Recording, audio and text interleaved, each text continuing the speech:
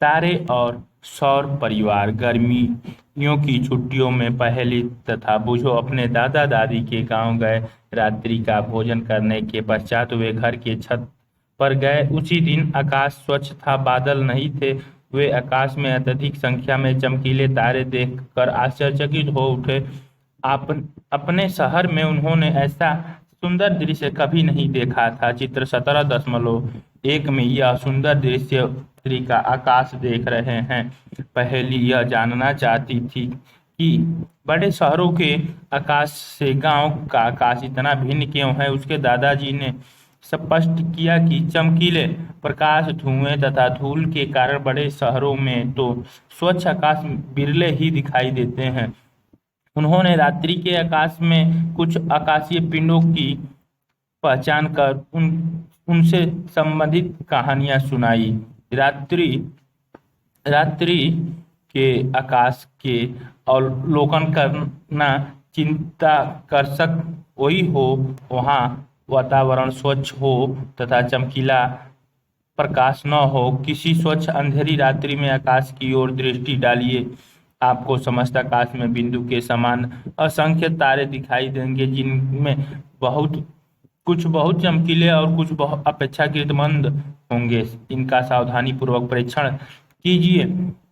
क्या ये सभी टिमटिमाते प्रतीत होते हैं? क्या आपको तारे जैसे कोई ऐसा पिंड दिखाई देता है जो टिमटिमा न रहा हो? इनमें से पिंड टिमटिमाते नहीं दिखते हुए ग्रह हैं। रात्रि के आकाश के सबसे अधिक प्रदीप्ति पिंड चंद्रमा है।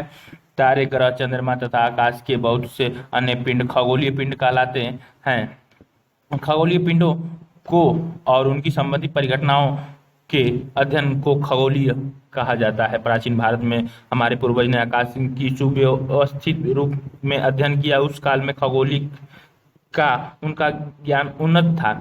सूर्य, तारे, चंद्रमा और ग्रहों की गति के संबंध में उनका ज्ञान सही कैलेंडर और पंचांग सृजित करने में सहायक रहा। इनसे लोगों को अपनी दिनचर्या बनाने में सहायता मिली। कैलेंडर और पंचांगों से लोगों को फसलों के चुनाव और उनके बुआई के समय के लिए जलवायु और वर्षा के पैटर्न की समझ में बढ़ोतरी हुई तथा इस प्रकार से मौसम और पर्वों की तिथियां भी निश्चित हुई। इस अध्याय में हम आकाशीय पिंडों का अवलोकन कर उनके बारे में जानेंगे। चंद्रमा क्रियाकलाप 17.14 रात्रि में चंद्रमा पर दिन परीक्षण कीजिए। यदि संभव हो तो एक पूर्णिमा से दूसरी पूर्णिमा तक अपनी नोटबुक में हर रात्रि को चंद्रमा की रूपरेखा खींचिए तथा पूर्णिमा के दिन से व्यतीत दिनों की संख्या को भी नोट कीजिए। प्रतिदिन यह भी नोट कीजिए कि आकाश के किस भाग, पूर्व अथवा पश्चिम में चंद्रमा दिखाई दिया है। चंद्रमा की कलाएं चित्र 17.2 में नोट की गई हैं, आप भी नोट कर सकते हैं। क्या चंद्रमा की आकृति में प्रतिदिन परिवर्तन होता है? क्या ऐसे भी दिन हैं जब चंद्रमा की आकृति पूर्णतः गोल प्रतीत होती है? क्या ऐसे भी दिन हैं जब स्वच्छ आकाश होने पर भी चंद्रमा को नहीं देखा जा सकता है? उस दिन को जब चंद्रमा को पूर्ण चक्रिका दिखाई देती है पूर्णिमा कहते हैं। इसके पश्चात प्रत्येक रात्रि को चंद्रमा का चमकीला भाग घटता चला जाता है। 15वें दिन चंद्रमा दिखाई नहीं पड़ता, इस दिन को अमावस्या कहते हैं। अगले दिन चंद्रमा का एक छोटा भाग आकाश में दिखाई देता है, इसे बालचंद्र कहते हैं। इसके पश्चात फिर प्रतिदिन चंद्रमा बड़ा होता जाता है। 15वें दिन एक बार फिर से हम चंद्रमा का पूरा दृश्य देखते हैं।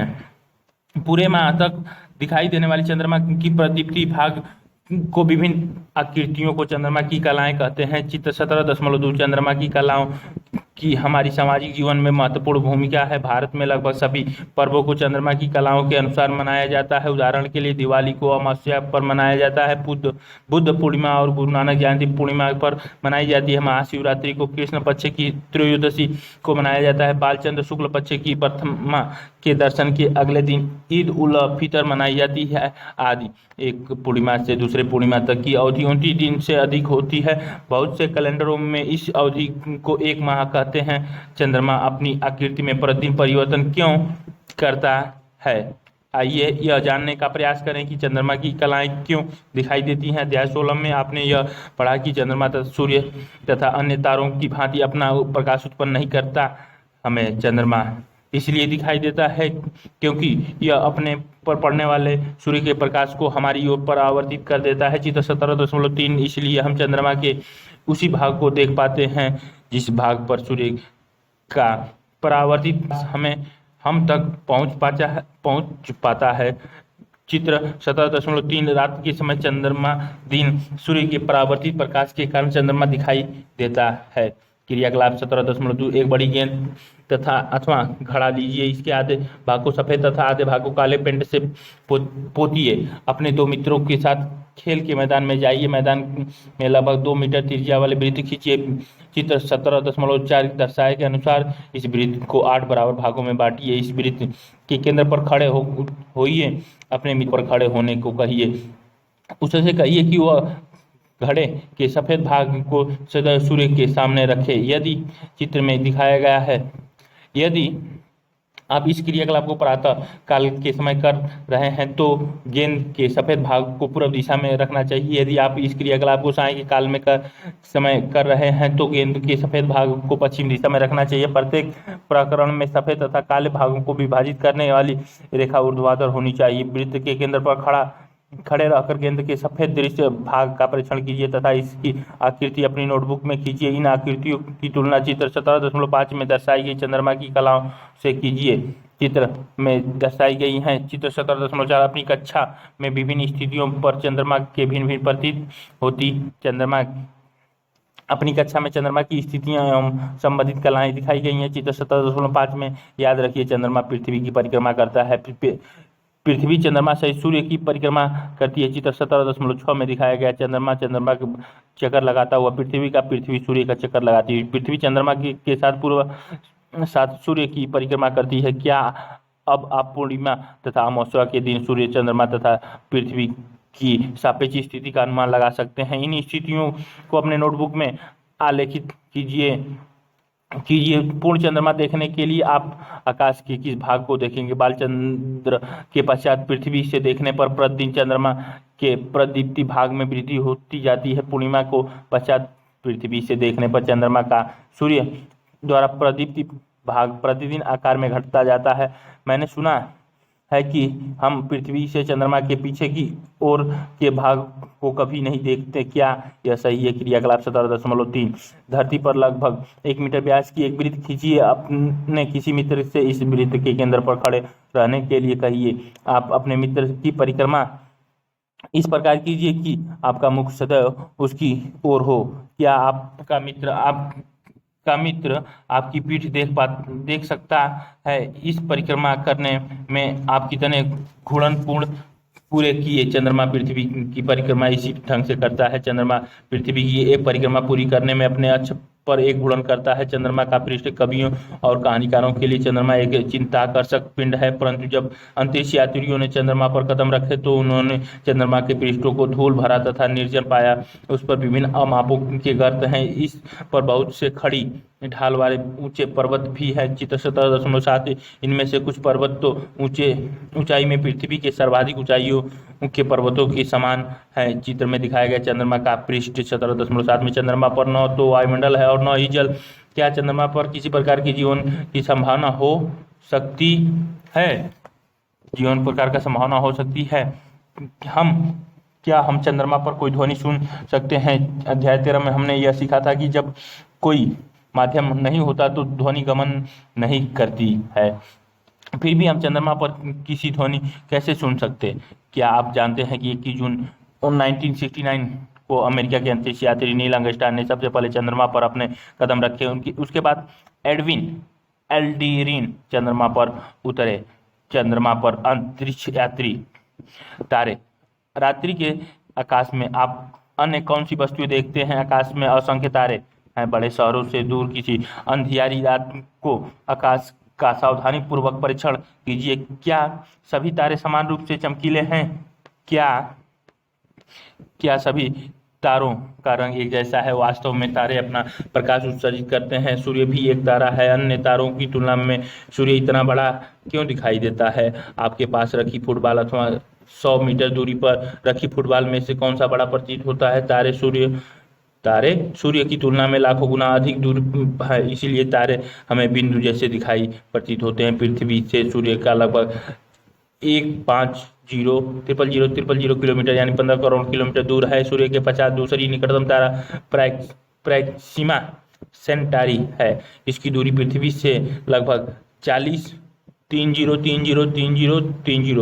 किलोमीटर है। क्या आप इस दूरी को आसानी से पढ़ सकते हैं? कुछ तारे तो इससे से भी अधिक दूरी पर हैं। इतनी अधिक दूरी को लंबाई के अन्य मात्रक प्रकाश वर्ष में व्यक्त करते हैं। यह प्रकाश द्वारा एक वर्ष में चली गई दूरी है। यदि किसी याद कीजिए एक प्रकाश की चाल 3 लाख किलोमीटर प्रति सेकंड है। इस प्रकार सूर्य की पृथ्वी से दूरी लगभग 8 प्रकाश मिनट है।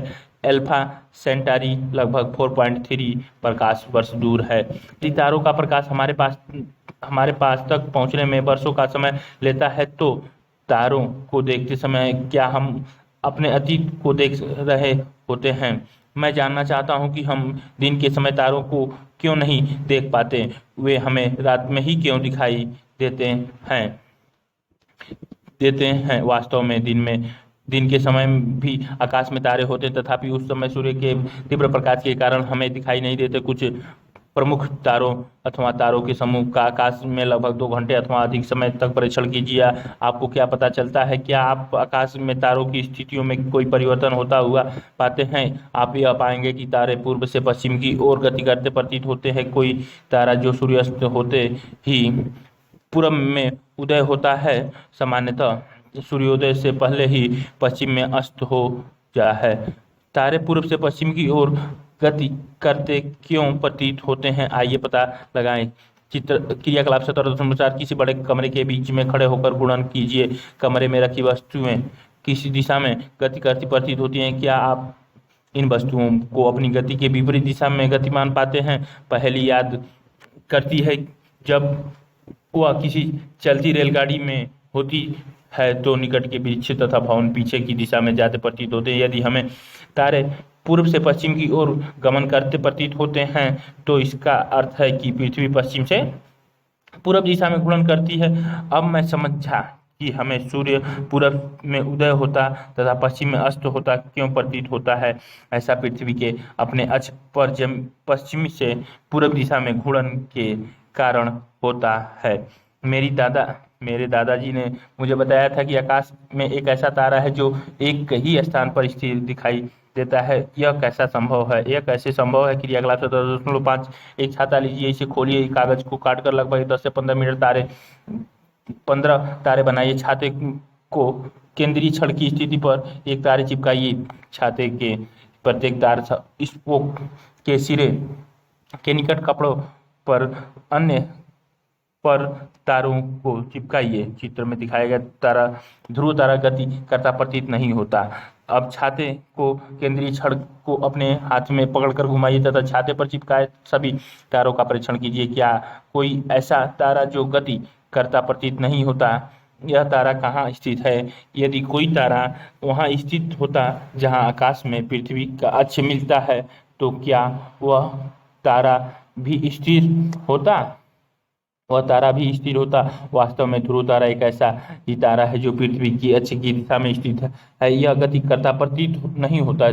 चित्र 17.10 में ध्रुव तारा ऊपर पृथ्वी के दिखाया गया ध्रुव तारा पृथ्वी के घूर्णन अक्ष के निकट स्थित है। तारामंडल कुछ समय तक आकाश का परीक्षण कीजिए। क्या कुछ तारे चित्र 17.11 में दर्शाए अनुसार आकृतियों के समूह बनाए हुए हैं? पहचानने जाने योग्य आकृतियों वाले तारों के समूह को तारामंडल कहते हैं। प्राचीन काल में मनुष्यों ने आकाश में तारों को पहचानने के लिए तारामंडलों की अभिकल्पना की। तारामंडलों की आकृतियां उन व्यक्तियों के सुपरिचित वस्तुओं के दृश्य थी। रात्रि के आकाश में कुछ तारामंडलों की आप आसानी से पहचान कर सकते हैं। इसके लिए आपको यह जानना होगा कि कोई विशिष्ट तारामंडल कैसे दिखाई देता है और रात्रि के आकाश में उसे कहाँ देखना होगा।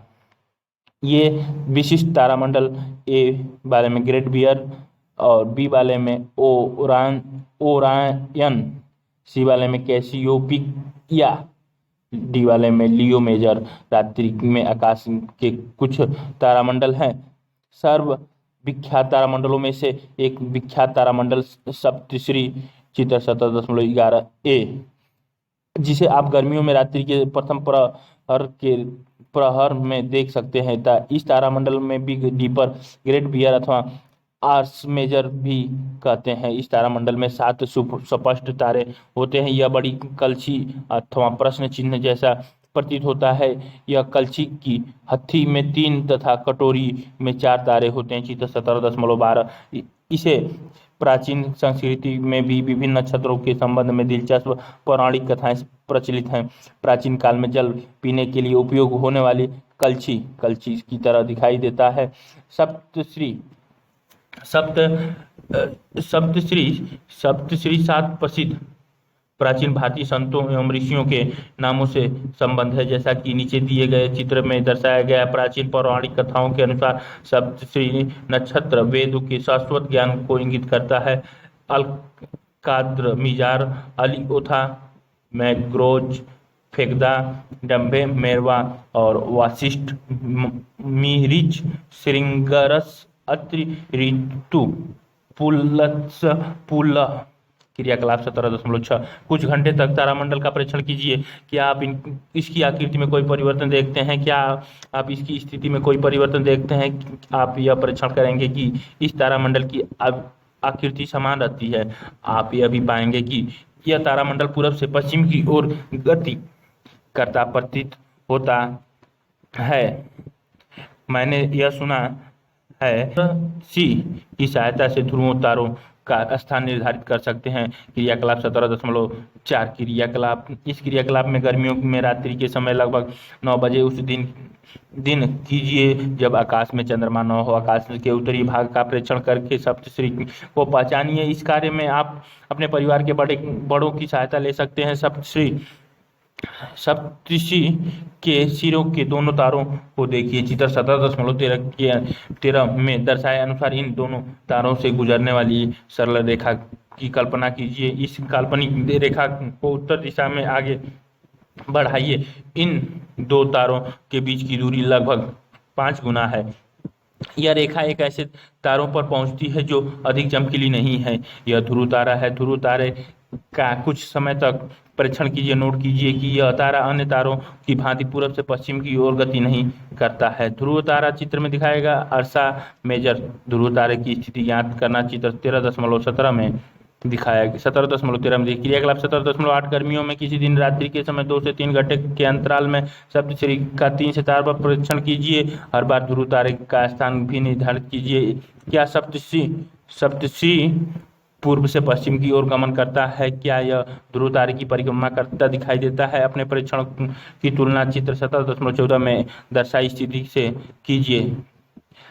ध्रुव तारा बीच में दिखाया गया है। सप्तश्री ध्रुव तारों की परिक्रमा करता है। वास्तव में सभी तारे ध्रुव तारे की परिक्रमा करता प्रतीत होते हैं। ध्यान दीजिए, ध्रुव तारा दक्षिणी गोलार्ध से नहीं दिखाई देता। सप्तश्री जैसी उत्तरी गोलार्ध से कुछ तारामंडल भी दक्षिण गोलार्ध के कुछ स्थानों से नहीं दिखाई देते हैं। ओरान एक अन्य विख्यात तारामंडल है जिसे हम सर्दियों में मध्य रात्रि में देख सकते हैं। यह आकाश में सर्वाधिक भव्य तारामंडलों में गिना जाता है। इसमें भी 7 अथवा 8 चमकीले तारे। चित्र 17.11 बी ओरान को शिकारी भी कहते हैं। इसके 3 मध्य के तारे शिकारी की बेल्ट पेटी को निरूपित करते हैं।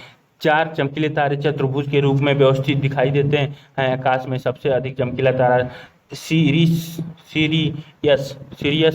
लुब्धक ओरान के निकट दिखाई देता है। सीरियस को ढूंढने के लिए ओरान के मध्य के 3 तारों से गुजरने वाली रेखा की कल्पना कीजिए तथा इसके अनुदिश पूर्व दिशा की ओर देखिए। इस दिशा के अनुदिश आपको एक अत्यंत चमकीला तारा दिखाई देगा। यह सीरियस है। चित्र 17.15 में दिखाया गया ये सीरियस की स्थिति ज्ञात करना।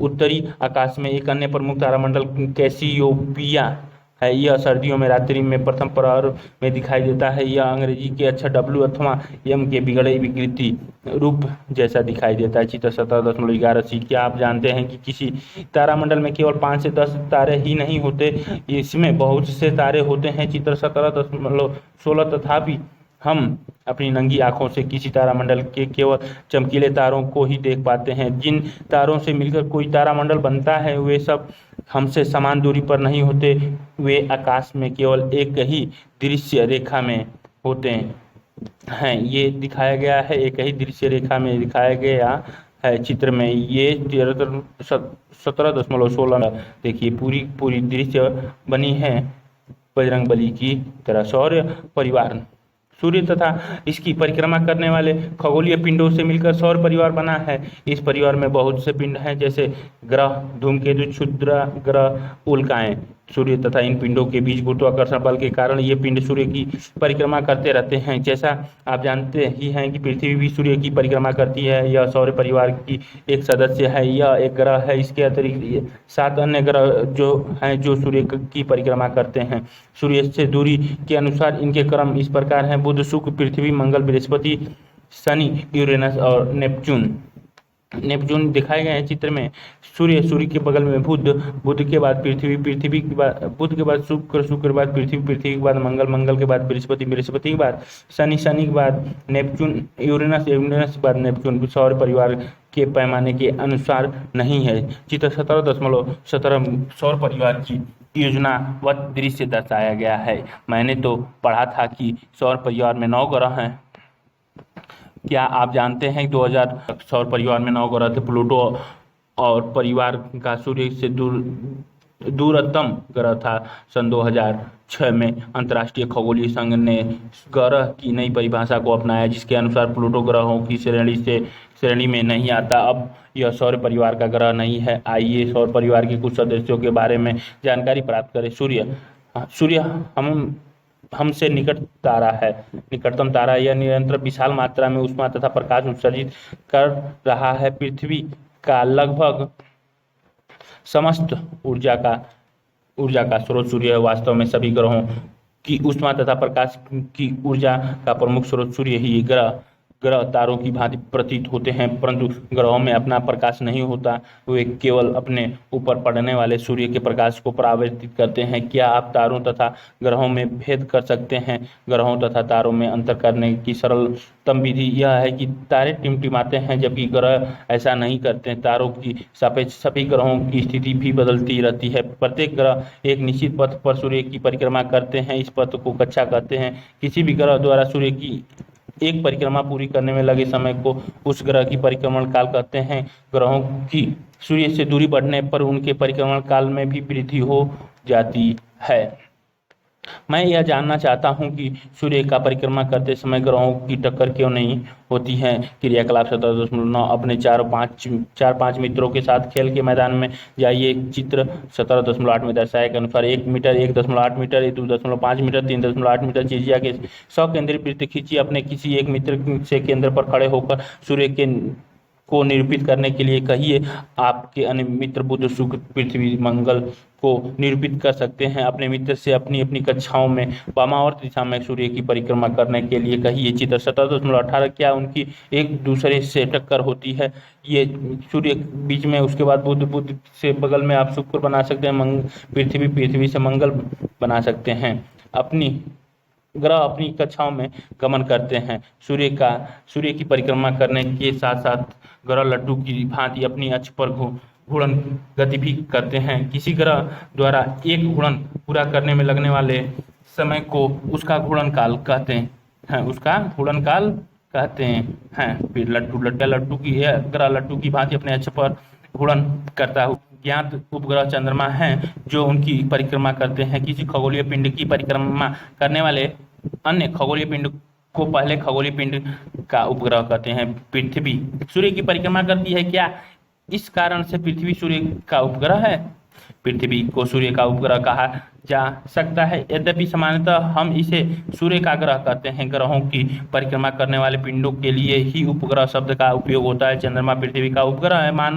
बहुत से मानव निर्मित उपग्रह पृथ्वी की परिक्रमा कर रहे हैं। इन्हें कृत्रिम उपग्रह कहते हैं। प्राचीन भारत में खगोली की लगभग 4000 वर्ष पुराने ऋग्वेद में प्राचीन भारत की खगोलिकीय का उल्लेख है। खगोलिकीय में कई भारतीय विद्वानों द्वारा योगदान रहा। मुख्यतः ज्ञात खगोलज्ञों में से एक आर्यभट्ट खगोलिकीय पर आर्यभट्ट के योगदान का वर्णन उनकी रचना आर्यभट्टीय में उल्लेखित है, जिसे उन्होंने 23 वर्ष की आयु में 499 CE में लिखा था। उनके द्वारा परिकलित पृथ्वी के व्यास का मान वर्तमान में ज्ञात मान के निकट है। पृथ्वी अचल है के प्रचलित मान्यताओं के विषय में आर्यभट्ट ने सुझाया कि पृथ्वी गोल है तथा यह अपने अक्ष पर घूर्णन करती है। पृथ्वी के नाक्षत्र काल के लिए उनका अनुमानित मान 23 घंटे 56 मिनट और 4.1 सेकंड वर्तमान में ज्ञात मान के बहुत निकट है। चंद्रमा तथा ग्रह सूर्य के प्रकाश के परावर्तन द्वारा चमकते प्रतीत होते हैं, ऐसा भी उन्होंने प्रतिपादित किया था। उन्होंने चंद्र तथा सूर्य ग्रहण को भी वैज्ञानिक व्याख्या दी। जब पृथ्वी की छाया चंद्रमा पर पड़ती है तो चंद्र ग्रहण की परिघटना होती है, और जब चंद्रमा की छाया पृथ्वी पर पड़ती है तो सूर्य ग्रहण की परिघटना होती है। आर्यभट्ट के अनुसार पृथ्वी और चंद्रमा के बीच की दूरी का मान वर्तमान में ज्ञात दूरी के बहुत करीब था। आर्यभट्ट का चित्र C 476 से 550 में दिखा गया। बुध एक ग्रह सूर्य के निकटतम ग्रह है। यह हमारे सौर परिवार का लघुत्तम ग्रह है, क्योंकि बुध सूर्य के अधिकतम निकट है। अधिकांश समय तक सूर्य की चकाचौंध में छिपा रहने के कारण इसका परीक्षण करना अत्यंत कठिन है। तथापि सूर्योदय से तुरंत पूर्व अथवा सूर्यास्त के तुरंत पश्चात इसे क्षैतिज पर देखा जा सकता है। तो यह वही दिखाई देता है जहां वृक्षों अथवा भवनों द्वारा क्षितिज को देखने में कोई बाधा नहीं आती। बुध का अपना कोई उपग्रह नहीं है। शुक्र ग्रहों में शुक्र पृथ्वी के निकटतम पड़ोसी है। रात्रि के आकाश में यह सबसे अधिक चमकीला ग्रह है। कभी कभी शुक्र पूर्वी आकाश में सूर्योदय से पूर्व दिखाई देता है। कभी कभी सूर्यास्त के तुरंत पश्चात यह पश्चिमी आकाश में दिखाई देता है। इसलिए इसे प्रायः प्रातः तारा अर्थात संध्या तारा कहते हैं। यद्यपि यह तारा नहीं है, रात्रि के आकाश में इसे ढूंढने का प्रयास कीजिए। शुक्र का अपना कोई उपग्रह चंद्रमा नहीं है। इसकी अपने अक्ष पर घूर्णन गति कुछ असाधारण है। यह पूर्व से पश्चिम की ओर घूर्णन करता है, जबकि पृथ्वी पश्चिम से पूर्व की ओर गति करती है। क्रियाकलाप 17.10। किसी समाचार पत्र, पंचांग अथवा जंतरी में देखकर पता कीजिए कि आकाश में किस समय व किस दिन शुक्र दिखाई देगा। आप शुक्र ग्रह की पहचान इसकी चमक द्वारा बड़ी आसानी से कर सकते हैं। याद रखिए, शुक्र को आकाश में अधिक ऊंचाई पर नहीं देखा जा सकता। आपको या तो सूर्योदय से 1 से 3 घंटे पूर्व अथवा सूर्यास्त के 1 से 3 घंटे पश्चात की अवधि में शुक्र ग्रह का परीक्षण करने का प्रयास करना चाहिए। तब क्या इसका यह अर्थ हुआ कि शुक्र पर सूर्योदय पश्चिम में तथा सूर्यास्त पूर्व में होता है? यदि आपको अवसर मिले तो दूरबीन द्वारा शुक्र को देखने का प्रयास कीजिए। आप चंद्रमा की भांति शुक्र की कलाओं का परीक्षण चित्र 17.20 में शुक्र की कलाएं दिखाई गई हैं। पृथ्वी ही सौर परिवार का एकमात्र ऐसा ग्रह है जिस पर जीवन का अस्तित्व ज्ञात है। पृथ्वी पर जीवन विद्यमान होने तथा उसकी निरंतरता बनाए रखने के लिए कुछ विशिष्ट पर्यावरण व्यवस्थाएं उत्तरदायी हैं। इनमें पृथ्वी की सूर्य से ऊंची दूरी होना भी सम्मिलित है, ताकि पृथ्वी पर सही ताप परिसर, जल की उपस्थिति, उपयुक्त वायुमंडल तथा ओजोन का आवरण बना रह सके। हमें अपने पर्यावरण की सुरक्षा करने के लिए विशेष सावधानी बरतनी चाहिए, ताकि यह सुनिश्चित किया जा सके कि पृथ्वी पर जीवन को कोई संकट न हो। अंतरिक्ष से देखने पर पृथ्वी के पृष्ठ पर जल तथा भूमि से प्रकाश के परावर्तित होने के कारण वह नीली हरी प्रतीत होती है। पृथ्वी का घूर्णन अक्ष इसकी कक्षा के तल के लंबवत नहीं है। इसका अपने अक्ष पर झुकाव पृथ्वी पर ऋतु परिवर्तन के लिए उत्तरदायी है। पृथ्वी का केवल एक ही उपग्रह चंद्रमा है। मेरी आयु 13 वर्ष है तो मैंने सूर्य की कितनी परिक्रमा कर ली है। मंगल अगला ग्रह जो पृथ्वी की कक्षा के बाहर का पहला ग्रह है वह मंगल है।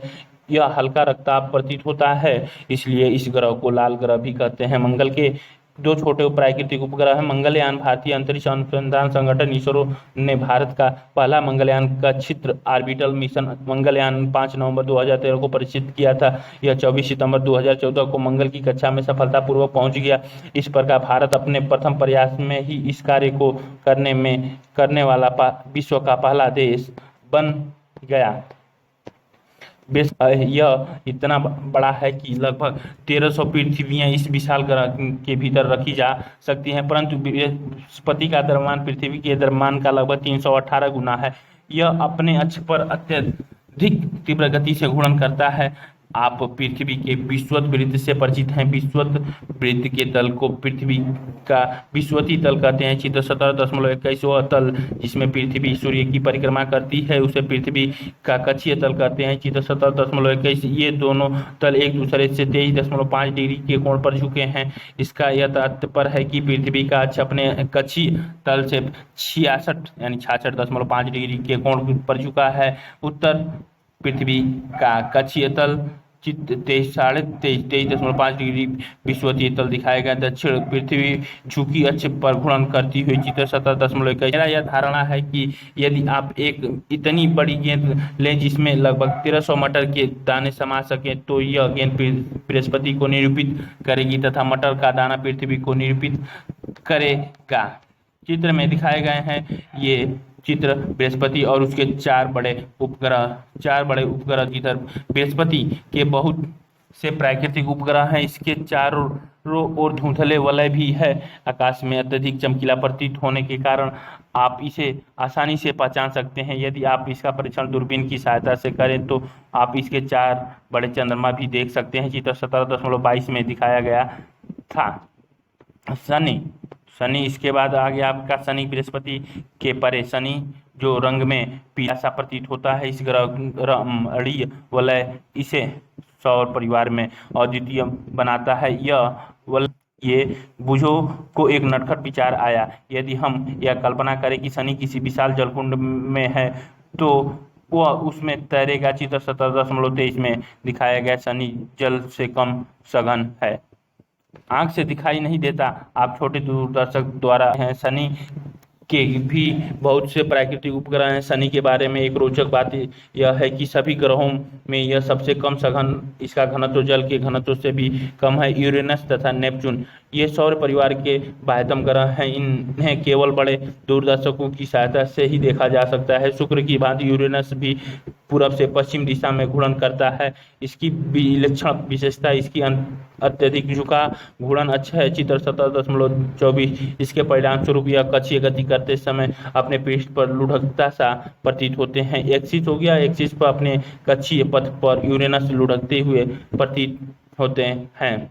सौर परिवार के प्रथम चार ग्रह बुध, शुक्र, पृथ्वी तथा मंगल अन्य चारों ग्रहों की तुलना में सूर्य के अत्यंत निकट है। इसे आंतरिक ग्रह कहते हैं। आंतरिक ग्रहों के बहुत कम चंद्रमा होते हैं। वे ग्रह जो मंगल की कक्षा से बाहर हैं जैसे बृहस्पति, शनि, यूरेनस तथा नेपच्यून आंतरिक ग्रहों को तुलना में कहीं अधिक दूर हैं। इन्हें बाह्य ग्रह कहते हैं। इनके चारों ओर वलय निकाय है। बाह्य ग्रहों के अधिक संख्या में चंद्रमा होते हैं। सौर परिवार के कुछ अन्य सदस्य ग्रहों तथा ग्रहों के अतिरिक्त सूर्य की परिक्रमा करने वाले कुछ अन्य पिंड भी हैं। ये भी सौर परिवार के सदस्य हैं। आइए इनमें से कुछ के विषय में जानकारी प्राप्त करें। क्षुद्र ग्रह मंगल तथा बृहस्पति की कक्षाओं के बीच काफी बड़ी अंतराल में चित्र 17.25 इस अंतराल को बहुत सारे ऐसे छोटे छोटे पिंड ने घेरे रखा है जो सूर्य की परिक्रमा करते हैं। इन्हें क्षुद्र ग्रह कहते हैं। क्षुद्र ग्रहों को केवल बड़े दूरदर्शक द्वारा ही देखा जा सकता है। सूर्य, उसके बाद बुध, बुध के बाद हो गया शुक्र, शुक्र के बाद पृथ्वी, पृथ्वी के बाद मंगल, मंगल के बाद बृहस्पति, बृहस्पति और मंगल के बीच में क्षुद्र ग्रह पट्टियां पाई जाती हैं। ये क्षुद्र ग्रह पट्टियां दिखाई गई हैं। धूमकेतु, धूमकेतु भी हमारे सौर परिवार के सदस्य हैं। ये अत्यंत परवली कक्षाओं में सूर्य की परिक्रमा करते हैं, परंतु इनका सूर्य का परिक्रमण काल सामान्यतः काफी अधिक होता है। सामान्यतः धूमकेतु चमकीले सिरे तथा लंबी पूंछ वाले होते हैं। जैसे जैसे कोई धूमकेतु सूर्य के समीप आता जाता है इसकी पूंछ आकार में बढ़ती जाती है। किसी धूमकेतु की पूंछ सदा ही सूर्य से परे होती है। चित्र 17.26 में किसी धूमकेतु की विभिन्न स्थितियां दिखाई गई हैं। ऐसे बहुत से धूमकेतु ज्ञात हैं जो समय समय पर किसी निश्चित काल अंतराल पर दृष्टिगोचर होते हैं। हेलेका धूमकेतु एक ऐसा धूमकेतु है जो लगभग हर 76 वर्ष के अंतराल में दिखाई देता है। इसे सन 1986 में पिछली बार देखा गया था। क्या आप बता सकते हैं कि अगली बार हेलेका धूमकेतु कब दिखाई देगा? धूमकेतुओं के विषय में अंधविश्वास। कुछ व्यक्ति ऐसे सोचते हैं कि धूमकेतु घोर विपत्तियों जैसे युद्ध, महामारी, बाढ़ आदि के दूत संदेशवाहक हैं, परंतु ये सब मिथ्या काल्पनिक मान्यताएं हैं तथा अंधविश्वास हैं। धूमकेतु का दृष्टिगोचर होना एक प्राकृतिक परिघटना है। इनसे भयभीत होने का कोई औचित्य नहीं है। उल्काएं तथा उल्कापिंड रात्रि के समय जब आकाश साफ हो तथा चंद्रमा भी न दिखाई दे रहा हो तो आप कभी भी आकाश में प्रकाश की एक चमकीली सकते हैं। चित्र 17.27 इसे शूटिंग स्टार सा टूटता तारा कहते हैं, यद्यपि यह तारा नहीं है, इन्हें उल्का कहते हैं। उल्का सामान्यतः छोटे पिंड होते हैं जो यदाकदा पृथ्वी के वायुमंडल में प्रवेश कर जाते हैं। उस समय इनकी अति ऊंची चाल होती है। वायुमंडल घर्षण के कारण और चमक के साथ शीघ्र ही वाष्पित हो जाते हैं। यही कारण है कि प्रकाश की चमकीली धारी अति अल्प समय के लिए ही दृष्टिगोचर होती है। चित्र रात्रि के समय आकाश में उल्का पिंड दिखाए गए। कुछ उल्का आकार में इतनी बड़ी होती है कि पूर्णतः वाष्पित होने से सूर्य ही वे पृथ्वी पर पहुंच जाती है। वह पिंड जो पृथ्वी पर पहुंचता है उसे उल्का पिंड कहते हैं। उल्का पिंड वैज्ञानिकों को उस पदार्थ की प्रकृति की खोज करने में सहायता करते हैं जिससे सौर परिवार बना है। उल्का वृष्टि। जब पृथ्वी किसी धूमकेतु की पूंछ को पार करती है तो उल्काओं के झुंड दिखाई देते हैं। इन्हें उल्का वृष्टि कहते हैं। कुछ उल्का वृष्टि नियमित समय अंतराल पर हर वर्ष होती हैं। आप किसी वैज्ञानिक पत्रिका या इंटरनेट से उनके दिखाई देने के समय का पता लगा।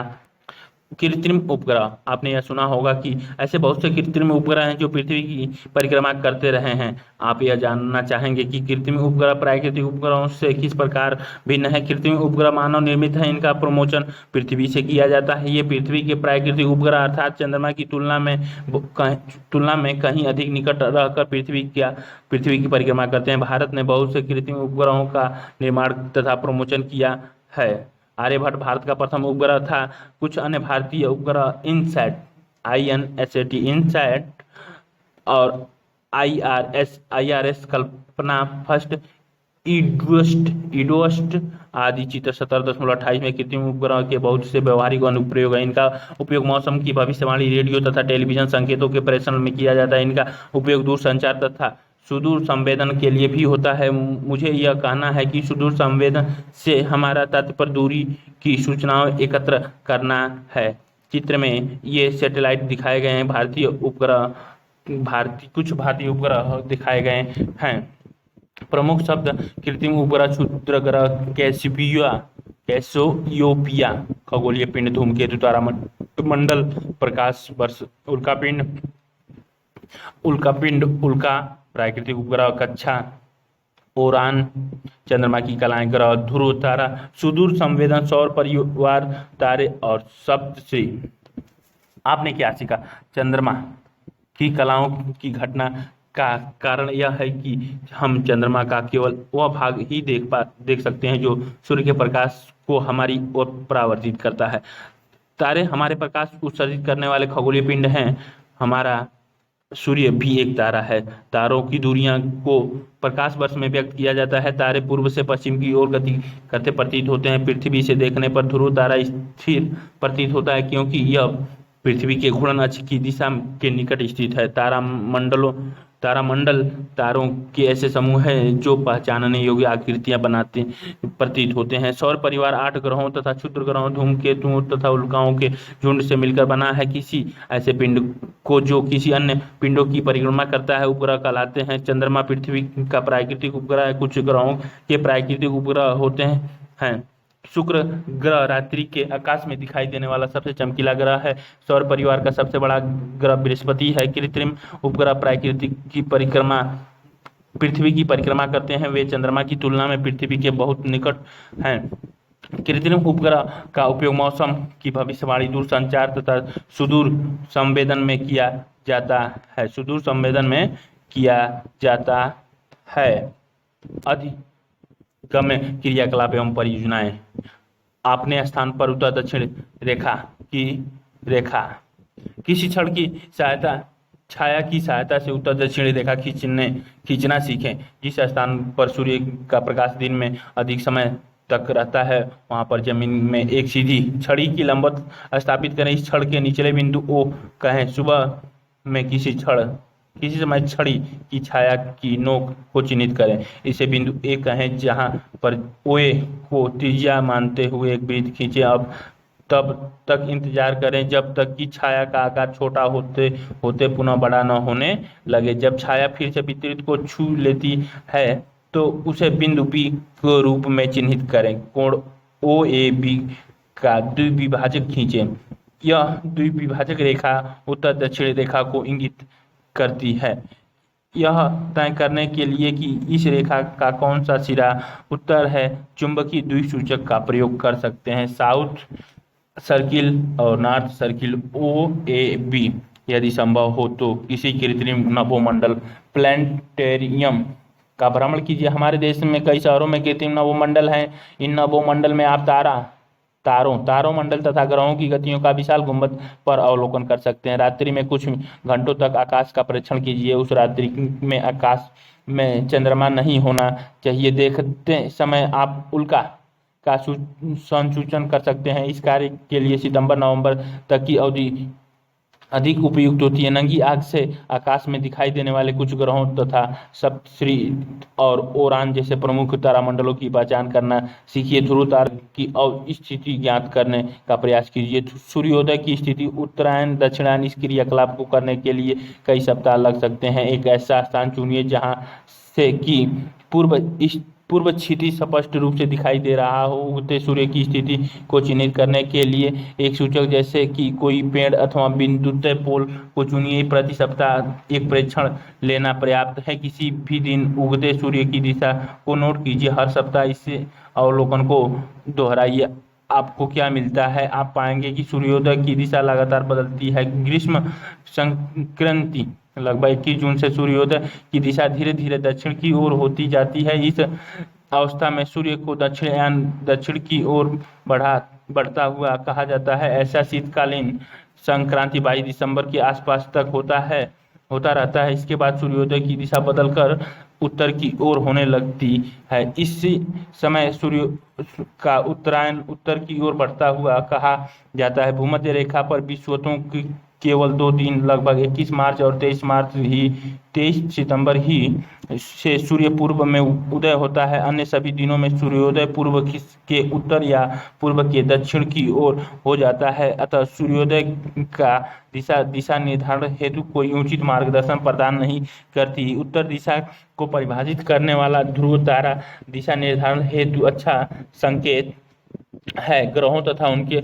अपेक्षित साइजों को दर्शाने वाले सौर परिवार का मॉडल प्रतिरूप बनाइए। इसके लिए बड़ा चार्ट पेपर लीजिए। विभिन्न ग्रहों को निरूपित करने के लिए उनके अपेक्षित साइज के अनुसार सारणी 17.1 का उपयोग करके गोले बनाइए। गोले बनाने के लिए आप समाचार पत्र, चिकनी मिट्टी अथवा प्लास्टिसीन का उपयोग कर सकते हैं। इन गोलों को आप विभिन्न वर्णों के कागज से ढक सकते हैं। कक्षा में अपने मॉडल को प्रदर्शित कीजिए। सारणी 17.1 ग्रह का नाम सन्निकट पृथ्वी के एक मात्रक मानकर कर सकते हैं। सूर्य के निकट दूरी पृथ्वी की एक मात्रक मानकर परिभ्रमण काल और घूर्णन काल। बुध के लिए पृथ्वी के सन्निकट त्रिज्या होती है 4।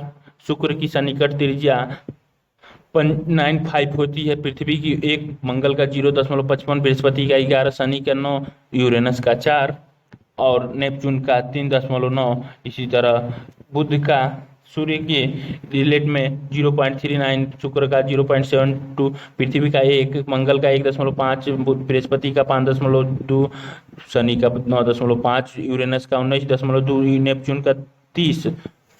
बुध का 88 दिन परिभ्रमण काल, शुक्र का 225 दिन परिभ्रमण काल, पृथ्वी का 365.25 दिन, मंगल का 687 दिन, बृहस्पति का 12 वर्ष, शनि का 29.46 वर्ष, यूरेनस का 84 वर्ष, नेपच्यून का 165 ईयर्स, बुध का 59 दिन घूर्णन काल, शुक्र का 243 दिन, पृथ्वी का 24 घंटे, मंगल का 24 घंटे 37 मिनट, बृहस्पति का 9 घंटे 55 मिनट, शनि का 10 घंटे 66 मिनट 10.66 घंटे, यूरेनस का 17.2 घंटे, नेपच्यून का 16.1 घंटे।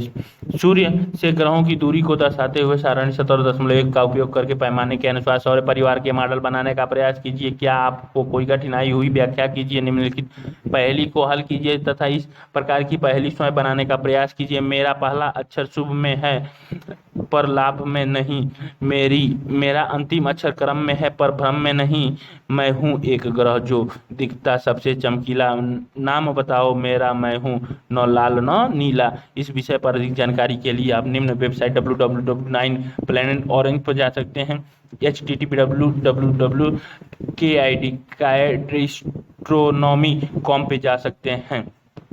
क्या आप जानते हैं प्राचीन काल में यह मान्यता थी कि पृथ्वी विश्व के केंद्र पर स्थित है तथा चंद्रमा, ग्रह, सूर्य तथा तारे इसकी परिक्रमा कर रहे हैं। पृथ्वी लगभग 500 वर्ष पूर्व पोलैंड के पादरी एवं खगोलज्ञ जिनका नाम निकोलस कॉपरनिकस, जो 1473 से 1543 था, ने यह उल्लेख किया कि सूर्य सौर परिवार के केंद्र पर स्थित है तथा ग्रह उसकी परिक्रमा कर रहे हैं। यह एक क्रांतिकारी धारणा थी। कॉपरनिकस स्वयं अपने इस कार्य को प्रकाशित करने में झिझक अनुभव कर रहे थे। उनके इस कार्य का प्रकाशन उनकी मृत्यु वाले वर्ष 1543 में हुआ। सन 1609 में गैलीलियो ने अपने दूरदर्शक स्व-डिजाइन किया। अपने दूरदर्शक द्वारा गैलीलियो ने बृहस्पति के चंद्रमाओं, शुक्र की कलाओं तथा शनि के वलयों का परीक्षण किया। उन्होंने यह प्रमाणित किया कि सभी ग्रह सूर्य की परिक्रमा करते हैं, पृथ्वी की नहीं। इस प्रकार आप यह देखते हैं कि विचार तथा धारणाएं विकसित एवं परिवर्तित होती रहती हैं। क्या आपकी अपनी धारणाएं भी परिवर्तित होती हैं? यदि पर्याप्त साक्ष्य तथा प्रमाण उपलब्ध हैं तो क्या आप खुले मस्तिष्क से नई धारणाओं को अपना लेते हैं? कल्पना चावला अंतरिक्ष में प्रथम भारतीय महिला। कल्पना चावला प्रथम भारतीय महिला अंतरिक्ष यात्री थी। उनका जन्म करनाल, हरियाणा में 17 मार्च 1962 को हुआ था। उन्होंने पंजाब इंजीनियरिंग कॉलेज चंडीगढ़ से अपनी विज्ञान की स्नातक उपाधि एरोनॉटिकल इंजीनियरिंग से प्राप्त की। 1982 में वह संयुक्त राज्य अमेरिका चली गई और टेक्सास विश्वविद्यालय से एरोस्पेस इंजीनियरिंग विज्ञान में मास्टर डिग्री तथा कलाइराडो विश्वविद्यालय से एरोस्पेस इंजीनियरिंग में पीएचडी प्राप्त की। वर्ष 1988 में उन्होंने नासा में कार्य करना आरंभ किया और 1996 में पहली उड़ान के लिए चयनित की गई। वह अंतरिक्ष में उड़ान भरने वाली भारत में जन्मी पहली महिला तथा दूसरी भारतीय व्यक्ति थी। दुर्भाग्यवश फरवरी 2003 के अंतरिक्ष यान कोलंबिया हादसे में जान गंवाने वाले 7 अंतरिक्ष यात्रियों में से वह एक थी। वह विश्व भर में युवा महिलाओं के लिए एक आदर्श है। विश्व भर में